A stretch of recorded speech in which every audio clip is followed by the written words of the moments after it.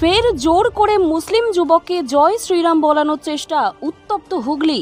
হরিপাল থানার ইলিপুরের মোড়ে শাকিরুল ইসলাম নামে এক ফেরিওয়ালা ধর্ম ও ভাষা বিদ্বেষের শিকার হয়েছেন। মুর্শিদাবাদের সাগরদিঘির বাসিন্দা শাকিরুলকে কয়েকজন স্থানীয় ব্যক্তি বহিরাগত আখ্যা দিয়ে পরিচয়পত্র হিসাবে পাসপোর্ট দেখতে চায় এবং জোর করে জয় শ্রীরাম স্লোগান দিতে বলে। শাকিরুল ইসলাম তা বলতে অস্বীকার করলে তাকে শারীরিক হেনস্থা করা হয় এবং তার দাড়ি ধরে টানাটানি করে হেনস্থা করা হয়। প্রতিবাদে গ্রামবাসীরা পথ অবরোধ করেন এবং জড়িতদের অবিলম্বে গ্রেপ্তারের দাবি জানান।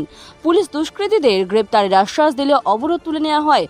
শাকিরুল বর্তমানে ডানকুনি মথুরডিঙিতে ভাড়া থাকেন এবং কাপড় ও বিছানার চাদর ফেরি করে জীবিকা নির্বাহ করেন। একজন এসে বলছে এই পাসপোর্ট দেখা, এরকম জোর গলায়। আমি তাও ওকে বলছি, ভাই আমরা এই রাজ্যেরই মানুষ, এই পাড়ারই মানুষ। হ্যাঁ, পাসপোর্ট নিয়ে তো কি হয়েছে? তুমি আমার সব যত যাচাই করো, তুমি সব পেয়ে যাবে। আমি এখানকারই মানুষ। পাসপোর্টের কি আছে রে ভাই? আমরা একই পাড়ার লোক, একসাথে খাই উঠি বসি। এরকম বললাম, তার সাথে বলছে এবারে জয় শ্রীরাম বল, নাহলে এই পাড়াতে ব্যবসা করতে ঢুকবি না।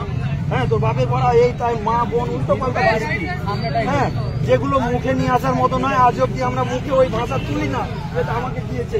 আমি ভাষাটাকে কোনো কেয়ার করিনি। হ্যাঁ, অমনি বলছে জয় শ্রীরাম, আমি বলবো না বলতে। এরকম গাড়িটাকে এরকম ধরেছে স্যার পিঠে। কি বুঝেছিল আমি তা বলতে পারবো না। আমি এই পাড়ার লোক নয়, আমি কি করে নামটা জানবো? সব মহিলারা